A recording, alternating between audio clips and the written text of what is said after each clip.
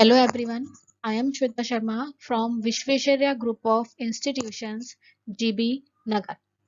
In this session, we are going to discuss the dental products, which is the topic of pharmaceutical chemistry first, diploma first year. In the last session, we discussed about the dental products and we will continue about the dental products in this class too. Last class में मैंने आपको dental products के 4 types बताए थे, anti caries agents, cleaning and polishing agents, desensitising agents, cement and fillers.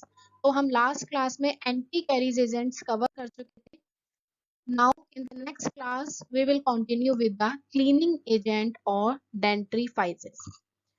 तो cleaning agent और डेंट्रीफाइजेस के बारे में अगर हम बात करते हैं तो as from the name, cleaning agents क्या होते हैं? ऐसे एजेंट्स जो हमारे टीथ को, जो हमारी ओरल कैविटी को क्लीन करने के काम आते हैं, उनको हम कहते हैं क्लीनिंग एजेंट्स और ऑल्सो नोन एज डेंटिफ्राइजेस। डेंटिफ्राइजेस और क्लीनिंग एजेंट्स ऐसे इनऑर्गेनिक सब्सटेंसेस हैं जो हमारे टीथ को और जो हमारे गम्स हैं उनको साफ करने के, उनको क्लीन करने के यूज में लिए जाते हैं। इन क्लीनिंग एजेंट्स को हम अपनी फिंगर से भी अप्लाई कर सकते हैं अपने टीथ पे, या हम अपने टूथब्रश से भी हम अपने टीथ पे अप्लाई कर सकते हैं। ये जो क्लीनिंग एजेंट्स होते हैं they are abrasive in nature, बहुत स्ट्रॉन्ग होते हैं नेचर में, और ये हमारी मार्केट में पाउडर्स और पेस्ट की फॉर्म में पाए जाते हैं।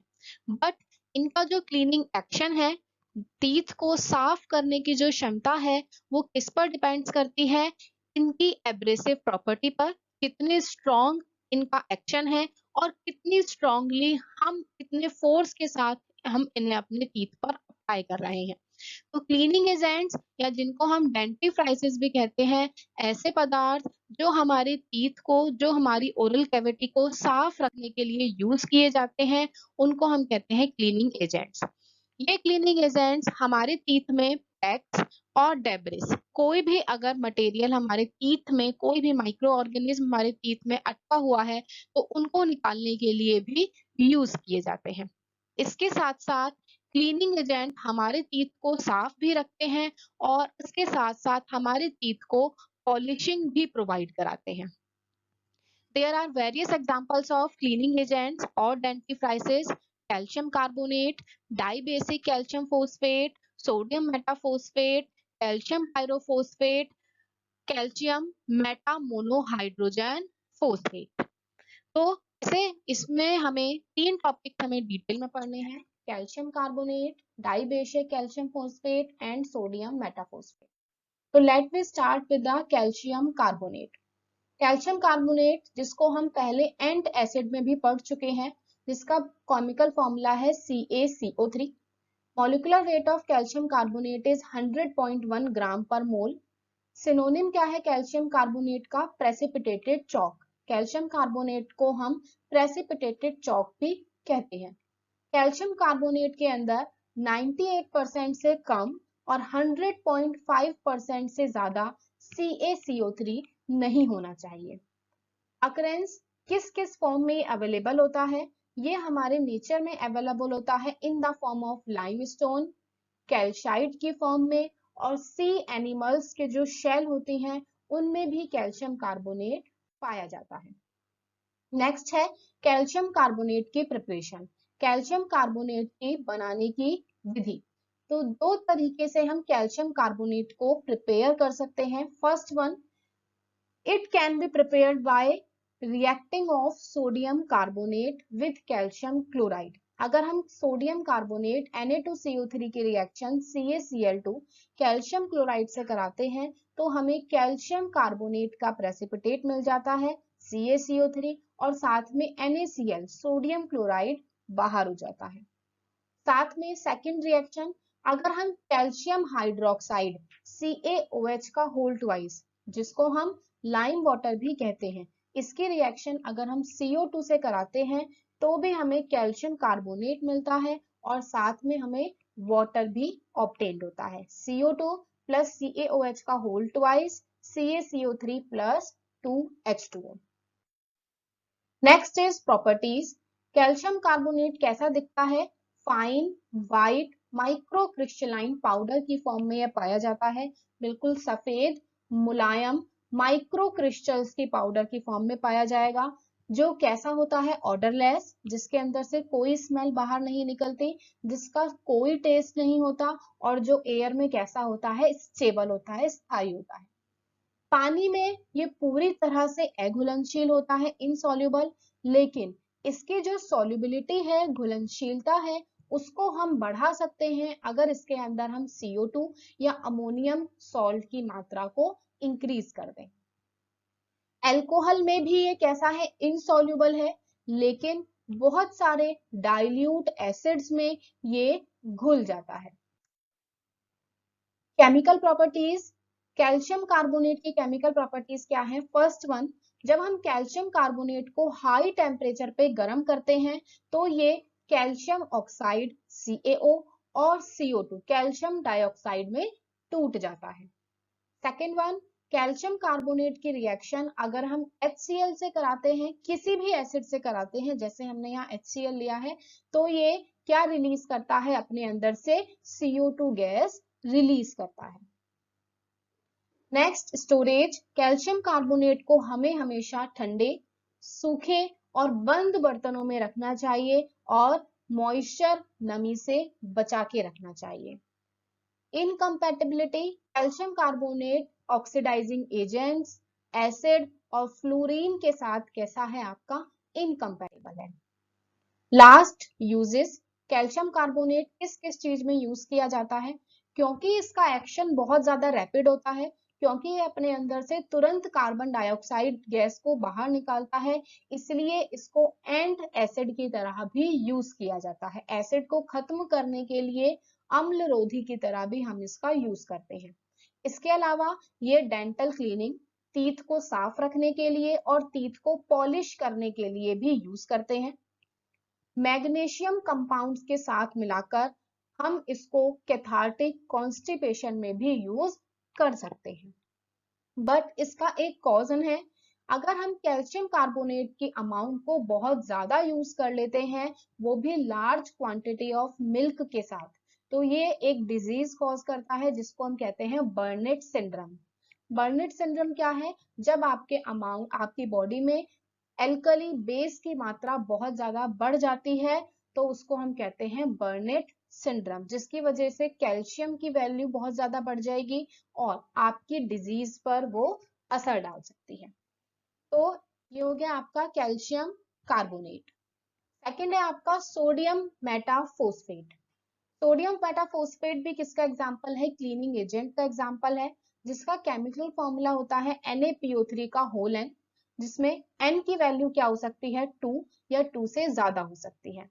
क्योंकि यहाँ पर n की वैल्यू एक फिक्स नहीं है, 2 या 2 से ज्यादा हो सकती है, इसलिए इसका मॉलिक्यूलर वेट भी क्या है? वेरिएबल है, जो चेंज होता रहता है, which depends on value of n। Synonym, और क्या कहते हैं हम सोडियम मेटाफोस्फेट को? मेड्रल्स सॉल्ट भी सोडियम मेटाफोस्फेट को कहा जाता है। प्रिपरेशन कैसे बनाएंगे? It can be prepared by dehydration of sodium dihydrogen phosphates. अगर हम सोडियम डाइहाइड्रोजन फोस्फेट्स का क्या कर दे? डिहाइड्रेशन कर दे, मतलब sodium dihydrogen phosphate is NaH2PO4। अगर इसके अंदर से हम पानी की मात्रा को बाहर निकाल दें, पानी के मॉलिक्यूल्स को बाहर निकाल दें, उसको डिहाइड्रेट कर दें, तो हमें क्या मिल जाता है? सोडियम मेटाफोस्फेट मिल जाता है NaPO3, और साथ में पानी जो होगा वो आपका बाहर निकल जाएगा। Next is properties. सोडियम मेटाफोस्फेट्स के क्या क्या गुण होते हैं? सबसे पहले ये किस फॉर्म में पाया जाता है? सफेद कलर के पाउडर की फॉर्म में पाया जाएगा या ट्रांसपेरेंट क्रिस्टल्स की फॉर्म में ये पाया जाता है। व्हाइट पाउडर या पारदर्शी क्रिस्टल्स की फॉर्म में पाया जाता है। ऑर्डरलेस होता है और टेस्टलेस होता है, इसके अंदर से ना ही कोई स्मेल बाहर आती, ना ही इसका कोई टेस्ट होता है। नेक्स्ट, पानी में और aqueous solutions of pyrophosphate and hex metaphosphate, इन सब में ये कैसा होता है? पूरी तरह से अघुलनशील होता है। लेकिन मिनरल एसिड्स में जैसे HCl, हाइड्रोसल्फ्यूरिक एसिड, इन सब में ये कैसा है, सॉल्युबल है। Last, it is hygroscopic in nature. अगर हम इसको नेचर में रख देते हैं तो ये कैसा है, हाइग्रोस्कोपिक है, नमी को अपने अंदर सोख लेता है। स्टोरेज, इसको हमेशा हमें बंद बर्तनों में रखना चाहिए और ठंडी जगह पर रखना चाहिए। यूजेस, क्या क्या यूजेस हैं इसके, सबसे पहले ये किसमें यूज किया जाता है, क्लीनिंग पॉलिशिंग एजेंट, डेंटिफ्राइजेस या क्लीनिंग एजेंट की तरह आपके टीथ को साफ रखने के लिए और टीथ को पॉलिश करने के लिए हम इसका यूज करते हैं। दूसरा, ये किसकी तरह यूज किया जाता है, स्टेबलाइजिंग एजेंट की तरह, इमल्सिफाइंग एजेंट की तरह और चिलेटिंग एजेंट की तरह भी हम इसका यूज करते हैं। स्टेबलाइजिंग एजेंट्स जो किसी भी कंपाउंड को स्टेबिलिटी प्रदान करें, किसी भी कंपाउंड को स्थिरता प्रदान करें, उसके लिए भी हम इसका यूज करते हैं। इमल्शंस में, इमल्शंस को स्टेबिलिटी प्रदान करने के लिए जो कंपाउंड यूज किए जाते हैं, इमल्सिफाइंग एजेंट, उसमें भी हम इसका यूज करते हैं और चिलेटिंग एजेंट की तरह भी इसका यूज किया जाता है। इसके अलावा ऑल्सो यूज्ड इन डिटर्जेंट्स, हमारे जो सर्फ होते हैं, डिटर्जेंट्स होते हैं, उसमें भी हम इसका यूज कर सकते हैं। लास्ट कंपाउंड है आपका क्लीनिंग एजेंट का die calcium phosphate. Die calcium phosphate का केमिकल फॉर्मूला होता है CaHPO4 या CaHPO4.2H2O। डाई कैल्शियम फोस्फेट बिना पानी के एनहाइड्रस फॉर्म में भी पाया जाता है और पानी के साथ डाईहाइड्रेट फॉर्म में भी पाया जाता है।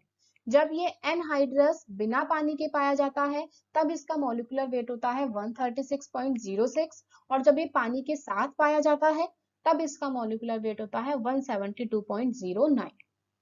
सिनोनिम, और क्या कहते हैं हम इसको, डाई कैल्शियम फोस्फेट को डाई बेसिक कैल्शियम फोस्फेट भी इसको कहा जाता है, कैल्शियम मोनोहाइड्रोजन फोस्फेट भी इसको कहा जाता है। प्रिपरेशन, बनाने की विधि, कैसे बना सकते हैं हम इसको, it can be prepared by reaction of neutral solution of calcium chloride. अगर कैल्शियम क्लोराइड CaCl2 की रिएक्शन हम किससे कराते हैं, die sodium hydrogen phosphate Na2HPO4 के साथ कराते हैं तो हमें क्या मिलता है, डाई कैल्शियम फोस्फेट CaHPO4 मिलेगा और साथ में NaCl भी बन जाएगा। तो इसकी रिएक्शन, इसकी प्रिपरेशन हम किससे करते हैं, कैल्शियम क्लोराइड CaCl2 की रिएक्शन किससे कराएंगे, डाई सोडियम हाइड्रोजन फोस्फेट से कराएंगे। प्रॉपर्टीज क्या है डाई कैल्शियम फोस्फेट की, सबसे पहला ये सफेद कलर की क्रिस्टलाइन पाउडर की फॉर्म में पाया जाता है। सेकंड, ये कैसा होता है, ऑर्डरलेस होता है और टेस्टलेस होता है। पानी में और अल्कोहल में ये पूरी तरह से इनसॉल्युबल है, अघुलनशील है, लेकिन हाइड्रोक्लोरिक एसिड में, नाइट्रिक एसिड में ये कैसा है, घुलनशील है। ऑन एक्सपोजर टू एयर, अगर हम इसको एयर खुली हवा में रख देते हैं तो इसका जो हाइड्रेटेड सॉल्ट है, जो वाटर मॉलिक्यूल वाला जो सॉल्ट है, वो अपने अंदर से पानी के मॉलिक्यूल्स लूज कर देता है। लेकिन जो इसका एनहाइड्रस सॉल्ट है, जिसके अंदर पानी नहीं है, उसको अगर हम एयर में रख देंगे तो वो कैसा है, स्थायी। तो अगर एयर की बात करें तो आपका जो हाइड्रेटेड सॉल्ट होता है वो एयर में अनस्टेबल होता है, अस्थायी होता है, लेकिन जो एनहाइड्रेटेड सॉल्ट होता है वो आपका एयर में स्टेबल होता है। स्टोरेज, हमें इसको भी हमेशा बंद बर्तनों में और ठंडी जगह पर ही रखना चाहिए।